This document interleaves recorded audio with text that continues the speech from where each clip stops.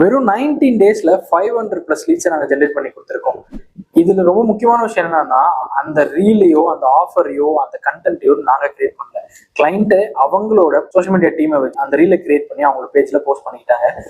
Meta ஆட்ஸ்ல அவங்களோட ad run பண்ணதை மட்டும் தான் நாங்க பண்ணோம். அதன் மூலியமா அவங்களுக்கு 500+ லீட்ஸ் நாங்க எடுத்துக்கோம். இதுக்கு நாங்க பண்ணது வந்து பாத்தீங்கன்னா ரைட் ஸ்ட்ராட்டஜியை கிரியேட் பண்ணது தான். இந்த ஆட் யாரை போய் ரீச் பண்ணணும் அப்படின்றத ஆடியன்ஸ் கரெக்டா டார்கெட் பண்ணணும். இந்த ஆஃபர் யாருக்கெல்லாம் தேவைப்படுமோ அந்த மாதிரியான டார்கெட் ஆடியன்ஸை மட்டுமே நாங்க ஃபிக்ஸ் பண்ணோம். என்னைக்கு எவ்வளவு பட்ஜெட் செலவு பண்ணணும் அப்படின்ற ஸ்ட்ராட்டஜியும் சேர்த்து இதுல நாங்க இன்க்ளூட் பண்ணோம். ஸோ இந்த மாதிரி கரெக்டான ஸ்ட்ராட்டஜியில இந்த ஆடை நம்ம பிளேஸ் பண்ணனால தான் 19 டேஸ்ல நம்மளால 500+ லீட்ஸ் எடுக்க முடிஞ்சது. இந்த கிளைண்ட் எங்க கூட ஒரு 2 இயர்ஸா டிராவல் பண்ணி 2 இயர்ஸா சோஷியல் மீடியா மார்க்கெட்டிங் அவங்களுக்கு டீம் இருந்தாலும் ஆட்ஸ் பொறுத்த வரைக்கும் எங்களை ட்ரஸ்ட் பண்ணி எங்ககிட்ட மட்டும் தான் கொடுத்துட்டு இருக்காங்க.